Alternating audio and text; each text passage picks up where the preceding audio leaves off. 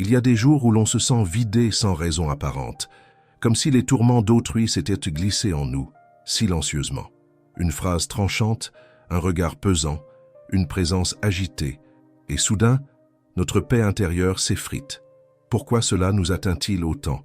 Parce que, sans le savoir, nous devenons des réceptacles ouverts, perméables aux ondes invisibles du monde. Dans l'enseignement bouddhiste, il est dit que tout phénomène naît de causes et de conditions. Ce que nous ressentons n'est donc jamais sans origine. Notre tendance à absorber la souffrance des autres vient souvent d'un élan sincère, celui de vouloir comprendre, aider, porter. Mais ce désir, s'il n'est pas guidé par la sagesse, se transforme en chaîne. La douleur de l'autre réveille parfois nos propres blessures non guéries, et c'est dans cette résonance inconsciente que l'énergie négative s'installe en nous. Nous confondons compassion et fusion, oubliant que porter le fardeau de l'autre ne l'allège pas. Cela nous éloigne de notre propre centre.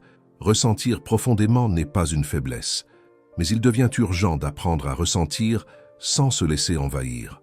Car l'éveil ne consiste pas à fuir le monde, mais à habiter sa lumière sans se noyer dans l'ombre des autres. Dans une société qui glorifie la dureté, être sensible est souvent perçu comme un fardeau. Pourtant, pour le bouddhisme, la sensibilité est un terrain sacré. C'est elle qui permet d'entrer en contact réel avec la souffrance du monde, sans indifférence ni rejet. Mais encore faut-il l'habiter avec conscience. La sensibilité n'est pas synonyme de vulnérabilité incontrôlée. Elle peut devenir une force tranquille, un canal de présence lucide. Le pratiquant éveillé ne rejette pas ce qu'il ressent, il observe, il laisse traverser, et surtout, il ne s'identifie pas à ce qui le traverse. Être sensible, c'est percevoir les vibrations subtiles du vivant. Mais cette ouverture doit s'accompagner d'un enracinement profond. Comme l'arbre qui laisse le vent passer entre ses feuilles sans que ses racines ne soient déracinées, notre sensibilité a besoin de profondeur pour ne pas être emportée. Lorsque nous comprenons cela, la sensibilité cesse d'être une faille. Elle devient un pont vers la compassion éclairée, et non plus un piège qui nous enferme dans la douleur des autres. Chaque être humain émet une énergie, par ses pensées, ses émotions, ses gestes. Nous sommes, à chaque instant, baignés dans un océan de vibrations. Mais trop souvent, nous oublions que nous avons un choix, le choix de ce que nous laissons entrer dans notre espace intérieur. Le Bouddha enseignait que notre esprit est comme un jardin, ce que nous y plantons pousse. Si nous laissons les émotions des autres s'y enraciner sans discernement, elles deviennent les graines de notre propre souffrance. L'énergie que nous portons dépend donc autant de ce que nous émettons que de ce que nous laissons résonner en nous. Absorber sans filtre, c'est perdre la maîtrise de notre propre atmosphère intérieure. Mais poser des limites conscientes, ce n'est pas rejeter l'autre, c'est se respecter, se protéger pour mieux aimer. Nous ne sommes pas obligés d'ouvrir toutes les portes. Certaines présences demandent à être accueillies à distance, non par peur, mais par sagesse. Dans le cœur du bouddhisme, il y a une vérité immuable. La souffrance fait partie de l'existence. C'est le premier des 4 nobles vérités. Mais le Bouddha ne nous a jamais demandé de porter la souffrance du monde sur nos épaules. Il nous a invités à la comprendre pour ne plus en être esclaves. Face à la douleur d'autrui, le pratiquant bouddhiste ne s'effondre pas. Il reste présent, éveillé, ancré. Il sait que la souffrance a ses causes profondes, ses racines karmiques. Il ne cherche pas à la supprimer ni à la fuir. Il l'accueille sans fusionner avec elle. L'enseignement du Bouddha est clair. La véritable compassion ne consiste pas à absorber la douleur, mais à l'embrasser avec une conscience pure. C'est dans cette lucidité bienveillante que naît la possibilité de transformation pour soi et pour l'autre. Être témoin de la souffrance sans se confondre avec elle, c'est honorer le chemin de l'autre, sans se détourner du sien. Nous avons été conditionnés à croire que aider signifie souvent se sacrifier. Mais le bouddhisme enseigne une compassion différente, une compassion mature enracinée dans la sagesse. Elle ne dit pas « je vais souffrir avec toi ». Elle dit « je te vois, je te comprends, et je reste debout à tes côtés ». Porter la douleur de l'autre à la place de l'autre, c'est l'empêcher de rencontrer ses propres ressources intérieures. C'est croire à tort que l'on peut alléger le karma d'autrui en s'en chargeant. Or, chaque être est responsable de son propre chemin d'éveil. Comprendre, c'est offrir un espace de paix, sans jugement.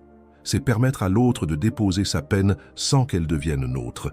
C'est accueillir avec le cœur ouvert, mais les pieds bien posés sur la terre. La compassion véritable ne nous vide pas. Elle nous remplit d'un amour lucide, vaste, paisible. Et cet amour devient un refuge pour soi et pour ceux qui nous entourent. Le Bouddha enseignait que l'esprit, lorsqu'il est pur, reflète le monde comme un lac tranquille reflète le ciel, sans le déformer, sans le retenir. C'est dans cette image poétique que réside une profonde sagesse. Notre erreur est de croire que nous devons absorber pour comprendre, mais le vrai éveil se produit lorsque nous apprenons à refléter et non à absorber. Une éponge se gorge de tout ce qui l'entoure, sans choix, sans discernement. Elle finit par s'alourdir, perdre sa forme et suinter ce qu'elle a retenu. Le miroir, lui, accueille tout, mais ne garde rien. Il ne rejette pas, mais ne s'attache pas non plus.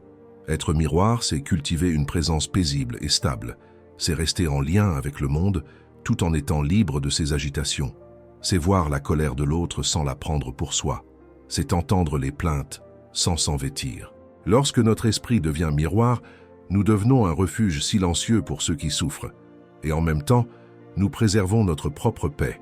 Dans un monde saturé de bruit, de paroles hâtives, d'émotions projetées, le silence est un acte révolutionnaire. Mais pas n'importe quel silence. Le silence intérieur. Celui qui ne fuit pas, mais qui écoute. Celui qui ne réagit pas, mais qui comprend. Le silence intérieur est une forme de sagesse. Il ne cherche pas à répondre, à convaincre, à se défendre. Il observe, respire et embrasse ce qui est. C'est dans ce silence que les énergies négatives perdent leur pouvoir, car elles n'ont rien à quoi s'accrocher. Le Bouddha disait que la parole juste naît du silence. De même, la réaction juste face à l'énergie des autres ne vient pas d'un instinct impulsif, mais d'un espace vide, fertile. Ce vide n'est pas une absence, mais une présence pure. Un espace sacré où rien ne nous atteint parce que nous n'avons plus besoin de nous protéger. Nous sommes simplement là. Cultiver le silence intérieur, c'est élever un temple en soi, un lieu où l'agitation du monde s'agenouille devant la paix. La méditation n'est pas une évasion, c'est un retour à ce que nous sommes au-delà des influences, des tensions, des énergies extérieures. Chaque fois que nous méditons, nous posons une pierre sur le sentier de la stabilité intérieure. Elle agit comme un bouclier invisible, non pas un mur rigide, mais une vibration qui harmonise ce que nous recevons. Elle ne nous coupe pas du monde, mais nous enseigne à y marcher avec ancrage. Là où l'agitation extérieure tente d'entrer, la méditation nous rappelle « Tu n'es pas cela ».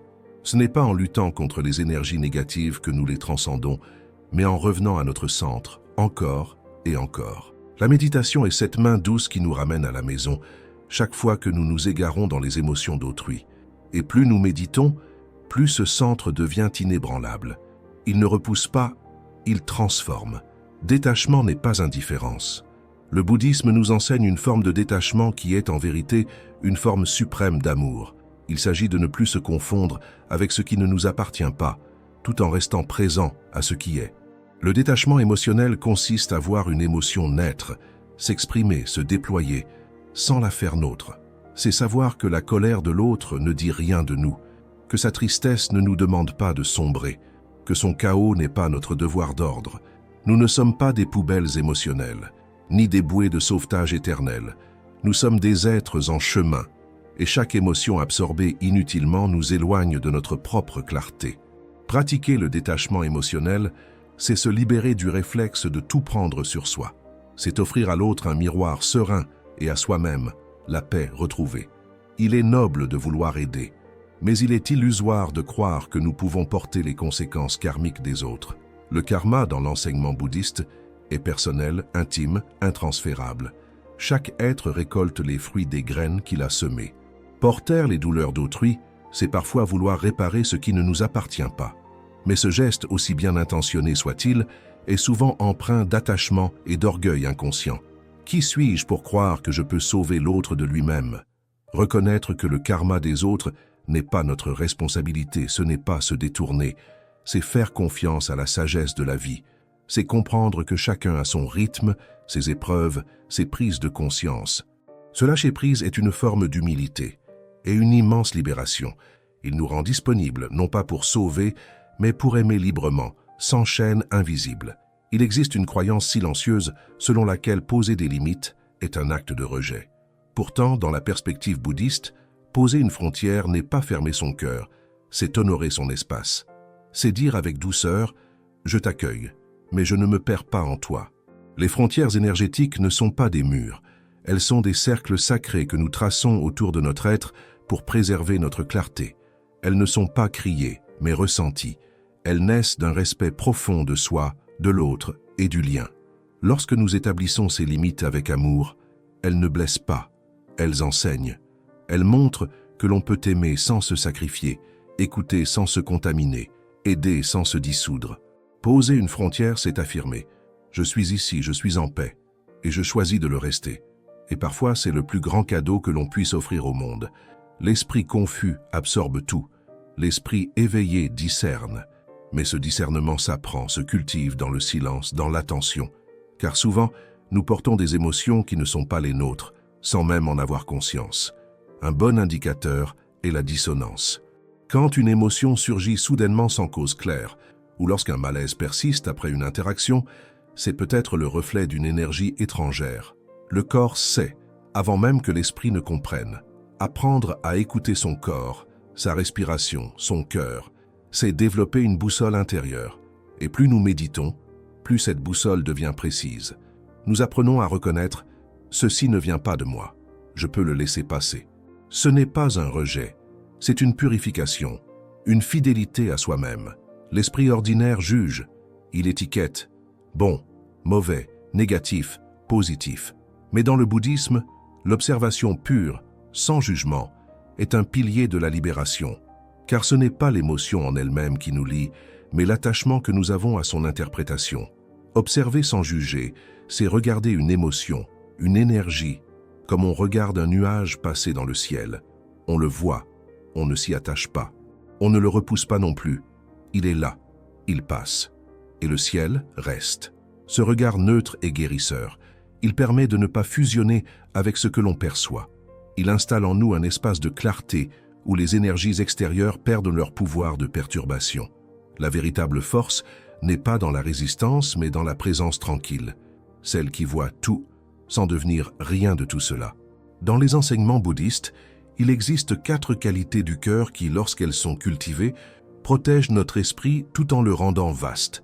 L'amour bienveillant, metta, la compassion, karuna, la joie empathique, mudita, et l'équanimité, upekkha. Ces 4 pensées illimitées sont comme les directions cardinales de l'âme. Elles nous guident pour rester ouverts, sans nous perdre, aimer sans absorber, aider sans s'écrouler, se réjouir sans envier, et surtout, rester en paix au milieu du tumulte. Cultiver ces qualités, c'est construire une armure invisible faite de lumière. C'est se relier au monde avec le cœur grand ouvert, tout en gardant l'esprit libre. Car la véritable spiritualité n'est pas un isolement, mais une danse subtile entre ouverture et protection. À chaque respiration, nous pouvons nourrir ces qualités, et elles deviennent alors notre véritable refuge. Il existe une voie entre la résistance et la fusion. Une voie fine, silencieuse, que l'on découvre lorsqu'on commence à habiter pleinement l'instant. Résister à l'énergie négative, c'est souvent lui donner encore plus de pouvoir. Se fondre en elle, c'est s'oublier. Mais être là, pleinement, sans lutter ni s'identifier, c'est là que réside la vraie liberté. Le Bouddha nous enseigne la voie du milieu. Cette voie ne fuit pas la souffrance, mais ne s'y abandonne pas non plus. Elle la regarde, la reconnaît, puis la laisse partir. Comme une brise qui caresse la peau sans jamais pénétrer l'âme. Ne pas résister, c'est accepter. Ne pas se fondre, c'est rester fidèle à sa propre vibration. Cette posture intérieure, subtile, devient avec le temps un état naturel d'être. Elle transforme notre rapport au monde. Et peu à peu, l'extérieur ne trouble plus l'intérieur. La respiration est bien plus qu'un simple acte physiologique. Pour le pratiquant bouddhiste, elle est une passerelle entre le corps et l'esprit, entre l'agitation extérieure et la paix intérieure. À chaque inspiration consciente, nous revenons à nous-mêmes. À chaque expiration, nous libérons ce qui ne nous appartient pas. Lorsque nous sommes exposés à des énergies négatives, notre souffle devient souvent court, saccadé, presque absent. C'est dans ces moments que le simple fait de ramener la conscience à la respiration agit comme un baume subtil.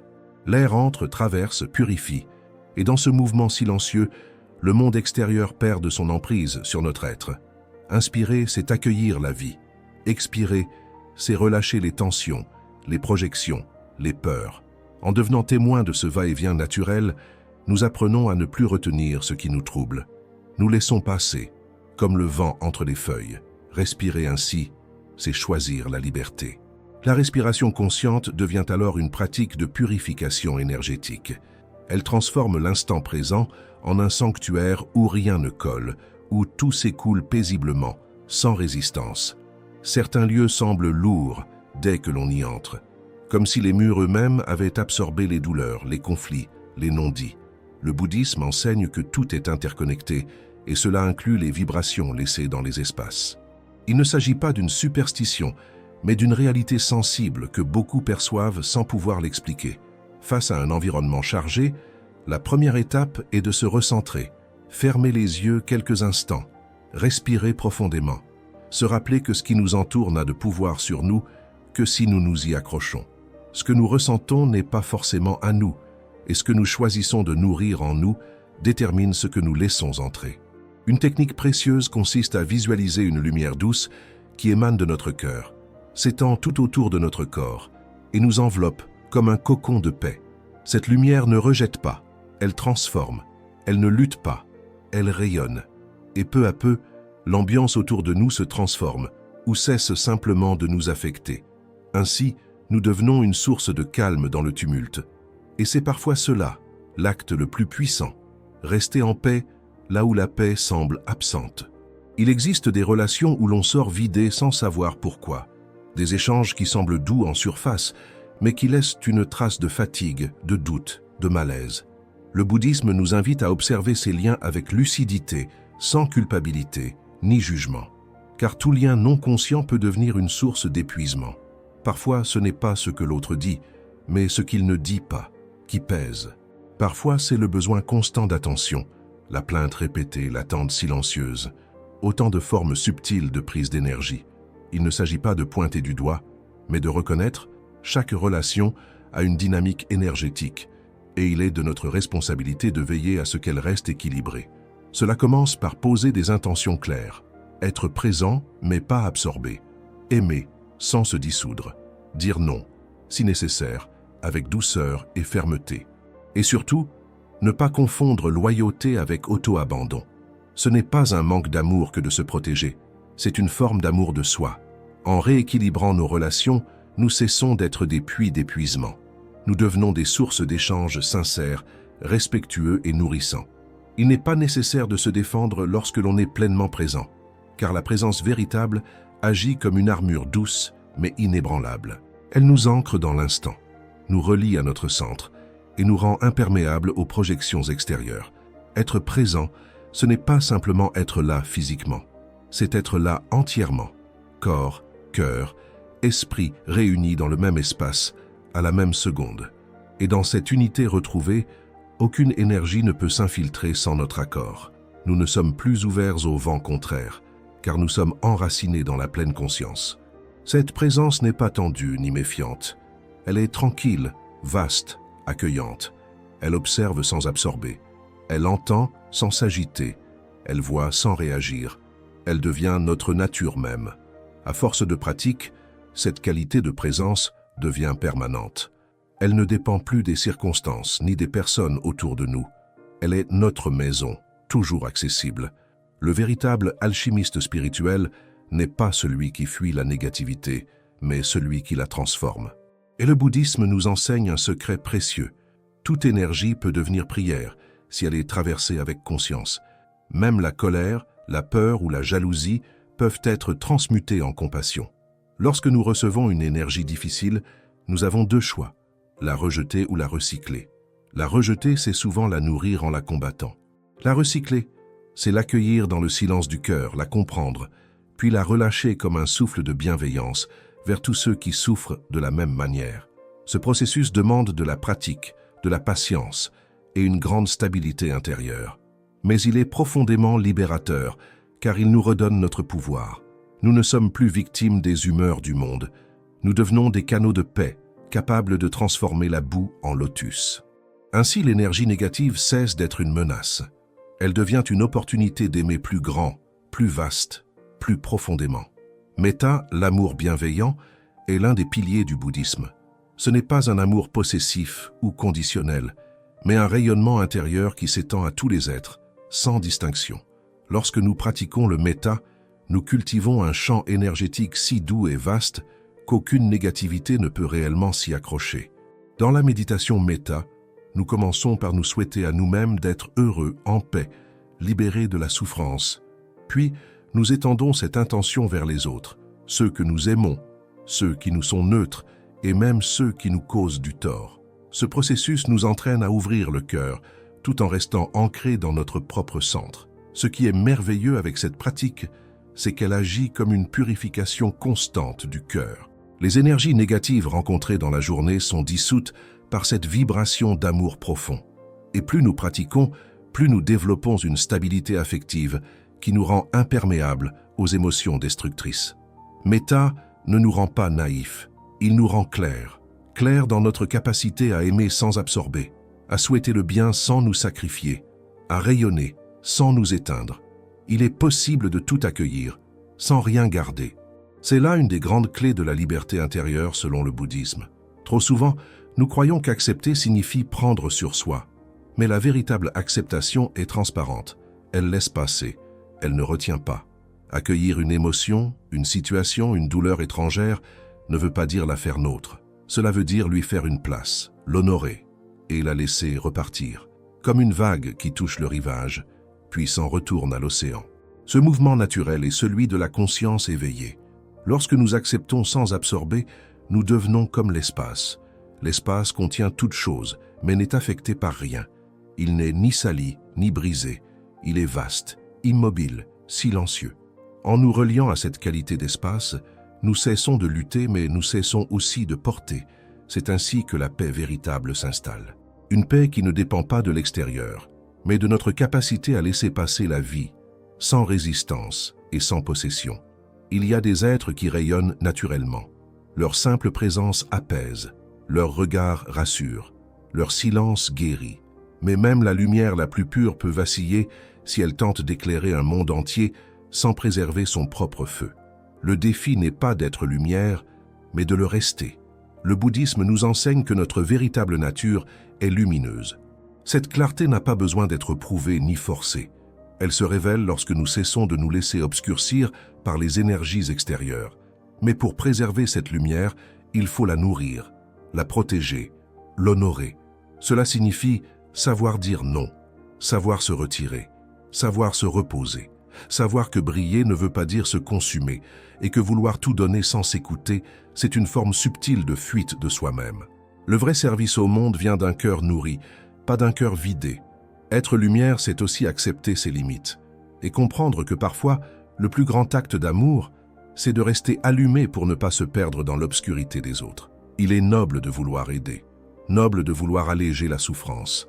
Mais notre responsabilité spirituelle première n'est pas de sauver les autres, c'est de cultiver notre propre éveil. Car c'est à partir de cette clarté que naît toute aide véritable. Ce n'est pas en se vidant que l'on donne, c'est en débordant. La responsabilité spirituelle dans la voie bouddhiste n'est pas une lourdeur morale, c'est une direction intérieure. Elle nous rappelle que chaque pensée, chaque parole, chaque choix laisse une trace dans le monde. Elle nous appelle à l'intégrité, à la vigilance, à la présence. Mais elle ne nous demande pas de porter ce qui n'est pas à nous. Elle ne nous demande pas de plaire, ni de nous sacrifier. Elle nous invite à devenir un être stable, paisible, libre, afin d'incarner par notre simple façon d'être une possibilité de transformation pour les autres. Ce n'est pas en absorbant la douleur que nous la guérissons. C'est en devenant un point de silence, une île de clarté, où ceux qui souffrent peuvent venir se reposer. Le monde semble parfois pesant. Tant de souffrances, d'agressions, de tensions. Il est facile de se sentir écrasé, épuisé, vidé. Mais le chemin bouddhiste nous offre une autre possibilité, celle de vivre avec légèreté, même au cœur de la densité. Cette légèreté n'est pas insouciance, elle n'est pas ignorance. Elle est le fruit d'un profond détachement, d'un regard vaste, d'une paix cultivée à l'intérieur. Elle vient lorsque nous cessons de nous battre contre ce qui est et que nous choisissons simplement d'être. Vivre léger, c'est avancer avec souplesse, c'est ne pas tout prendre personnellement. C'est savoir que tout passe, que rien n'est à posséder, que l'instant présent est suffisant. C'est une forme de sagesse joyeuse, silencieuse, humble, mais immensément puissante. Et dans cette légèreté, paradoxalement, nous devenons plus profonds, plus vrais, plus humains, parce que nous avons compris que le fardeau du monde n'a pas besoin d'être porté pour que le monde soit aimé.